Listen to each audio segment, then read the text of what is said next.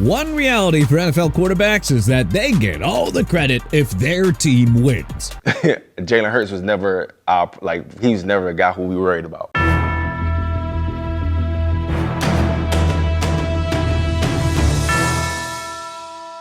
Hey, that's just a part of playing the most important position in the game. How about we dive into the NFL's 10 most overrated quarterbacks right now? Number 10, Kyler Murray.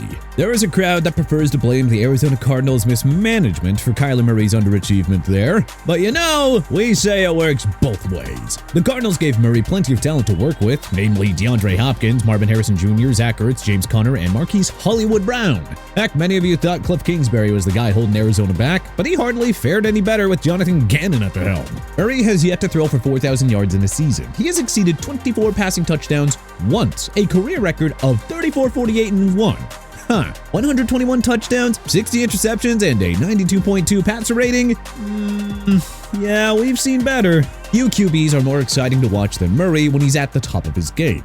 The only problem? He is rarely on top of his game. He usually plays well in the first half of the season before the wheels completely come off in the second half. But hey, for those who think he'll fully unlock his potential with the Minnesota Vikings, we just say keep your expectations reasonable. Number 9, CJ Strad. The number 2 pick of the 2023 NFL Draft was lights out in his rookie year. Stroud's stats noticeably dipped in 2024.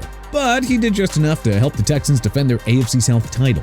But man, was Strad difficult to watch in 2025. And when you take a deeper dive into it, Strad looked more like a game manager who just benefits from an elite defense and coaching staff. Strad only averaged 217.2 passing yards per game in 2025 and had 19 touchdowns versus 8 interceptions. Then he was pathetic in Houston's 2 playoff games, throwing 2 touchdowns against 5 picks. He single-handedly wasted a generational 2025 Texans defense that gave him every single chance to win. Number 8, Brock Purdy. There really isn't much wrong with Purdy as a quarterback. I mean, in his 3 healthy seasons, he led the San Francisco 49ers to 3 playoff berths, including 2 NFC Championship game appearances and a trip to Super Bowl 58. Issues with Purdy is that we've seen 2 other quarterbacks play like him in Kyle Shanahan's offense. So the 49ers investing $265 million in Purdy over 5 years kind of shows that they view him as an MVP caliber quarterback, and I just don't know if he really is.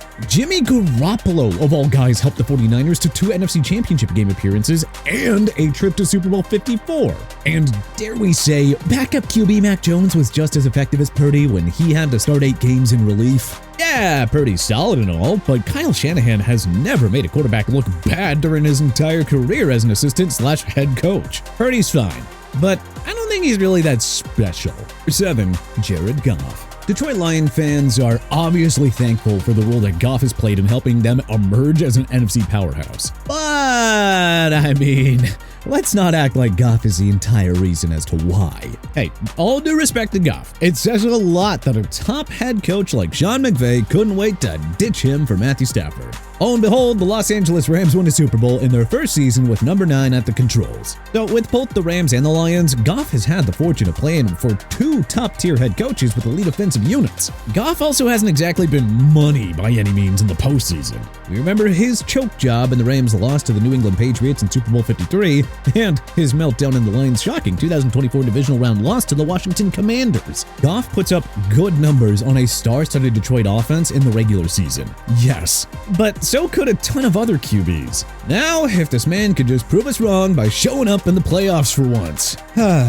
Number 6, Dak Prescott. Prescott is a bit of a tough case here. It feels like half the football fans know that he's not elite, but since he's the starting quarterback of the Dallas Cowboys, well, there's the other half that think that he is elite, and, if anything, not rated fairly. No, it's not Dak Prescott's fault that Jerry Jones has done such a terrible job as the general manager. Heck, we feel for Dak. I mean, he had Jason Garrett and Mike McCarthy waste the first half of his career. But I mean, come on. Prescott's been playing on a star-studded Cowboys team his entire career. And Peyton freaking Manning went to a Super Bowl with 4 different coaches. Sometimes the QB has to be better at his job than the coach. Dallas, for example, had top 10 scoring offenses and defenses in 2021, 2022, and 2023. Prescott won a single playoff game in that period against an 8-9 Tampa Bay Buccaneers team in the 2022 wildcard round.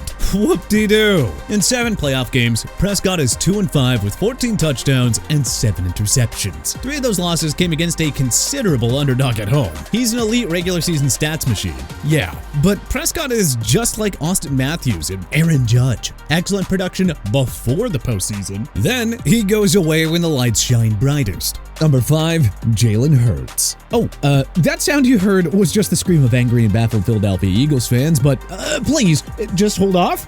Hear us out. Yes, he has taken Philly to the playoffs in his first 5 full seasons as a starter, including 2 NFC championships. And yes, a Super Bowl 59 triumph over the Kansas City Chiefs, which we're not discrediting. Credit where it's due here. But I mean, come on, folks. So many other quarterbacks could win a Super Bowl with a star-studded offensive line, a generational running back like Saquon Barkley, an elite wide receiver tandem of A.J. Brown and Devontae Smith, and, oh yeah, a top 5 defense. His passing numbers will never be elite because, well, he's a dual-threat QB and he plays in a rush-first offense led by Barkley.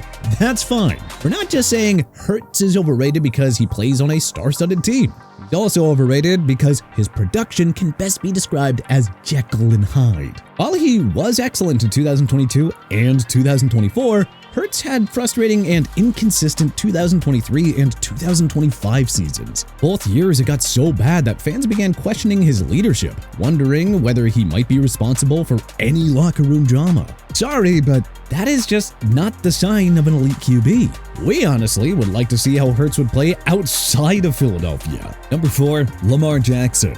It pains us to put the 2-time MVP on this list, but Jackson has had more than enough chances to prove that he is rated fairly. Jackson is unquestionably one of the NFL's all-time great regular season quarterbacks. A 76-31-0 record with 6 playoff appearances in 8 years is nothing to scoff at. But if Jackson can make it look so easy in the regular season, why on earth does he crawl into a shell during the postseason? Jackson is 3-5 in his postseason career with only 10 touchdowns, 7 interceptions, and an 84.6 passer rating. His career passer rating of 102.2 in the regular season, by the way, that is tied with Aaron Rodgers for best ever. But Jackson does not belong in the tier of elite quarterbacks until he starts showing up in the postseason. Joe Burrow and Josh Allen do not have Super Bowl rings, but we've seen them both put up plenty of gutsy performances in the playoffs. The same cannot be said about Jackson. So unless he translates that regular season success to the playoffs, I think Jackson belongs in the overrated category. Number 3, Trevor Lawrence. Yeah, we know. T-Law led the Jacksonville Jaguars to a 13-win season and surprise AFC South Division crown last year. Good on him. But folks, we are now 5 years into Trevor Lawrence's career. Those of you who just started watching football within the last couple of years, well, he was hyped as a generational QB prospect when the Jags selected him first overall back in 2021. Remember how little time it actually took for other can't-miss QB prospects like Peyton Manning, Andrew Luck, and Joe Burrow to break out? Well, we are still kind of waiting to see an MVP caliber version of Lawrence to appear. As fun as the Jags were in 2025, I mean, come on, Lawrence was only 20th in passer rating. Guys like Tyler Shuck, Mac Jones, Jacoby Brissett, and Jackson Dart had a better rating for crying out loud. Number 2, Jordan Love. Yeah, I think it's time to have a conversation about Jordan Love. The 2020 first-round pick had a remarkable first season as the Green Bay Packers full-time starter in 2023 after taking the reins from Aaron Rodgers. Love led the Packers to the postseason after throwing for 4,159 yards, 32 touchdowns, and 11 interceptions. His Packers crushed the Cowboys in the wildcard round, then barely fell to the top-seeded San Francisco 49ers in the divisional round. That was in 2023. This was supposed to be a team trending up. But Love has not returned to that MVP-like quarterback that we saw in 2023. He averaged roughly 20 fewer passing yards per game in 2024 and 2025. And when he missed some time due to injuries, well, the offense functioned just fine under backup Malik Willis, perhaps indicating that Love may or may not be a system QB. Oh, and the Packers went one and done in the 2024 and 2025 playoffs. Love had 3 interceptions in their 2024 playoff loss to the Eagles, then he no-showed the second half in their humiliating collapse against the Chicago Bears. Surrounded by an elite supporting cast, there is no excuse for Love to have a single playoff win over 3 years. We're still waiting for his signature moment as a Packer. Number 1, Justin Herbert. The Los Angeles Chargers signal caller put up all-world numbers over his first 3 NFL campaigns. He set numerous passing records, including the most yards through a QB's first 3 seasons and most consecutive 4K passing seasons to begin a career. At first, the narrative was that he didn't have a proper coaching staff or the right supporting cast, and sure, okay. Well, the Los Angeles Chargers corrected that by hiring Jim Harbaugh in 2024. He coached the league's #1 scoring defense that year and the 9th best unit in 2025. And yet, Herbert still has not been able to take the Chargers to the next level. So you have a guy who puts up all-world numbers at the beginning because, well, he had to throw the ball a lot. And now you have a guy who can't win a big game despite a top-tier head coach and an elite defense. At what point do we wonder if he's really the QB who can take LA all the way? But hey, who do you think is the most overrated quarterback in the NFL right now? Let us know in the comment section below. If you like this video and learned a thing or two, then hey, clicking that like button helps us out a ton. And you know, we really appreciate it. If this is your first time coming around to TPS though, then subscribing is a great idea because we put out videos like this every single day. But as always, thanks for watching, and we'll see you guys next time.